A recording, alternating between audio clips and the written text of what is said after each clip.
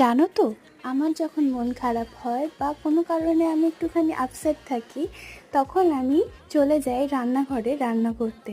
তো আজকেও তাই ঠিক করলাম যে একটু মিষ্টি বানাই, সেজন্য এখানে চলে এসেছি গাজরের হালুয়া বানাতে।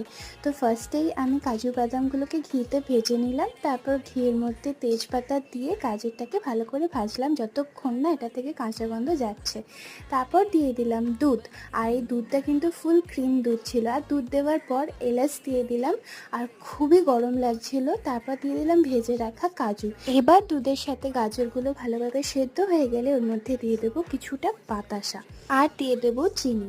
বাতাসা আর চিনির কম্বিনেশনটা কিন্তু খুব ভালো লাগে। তারপর লাস্টে দিয়ে দেবো গুঁড়ো দুধ, ওই 2-3 চামচের মতো গুঁড়ো দুধ দিতে হবে। এই যে আমাদের গাজরের হালুয়া একদম রেডি।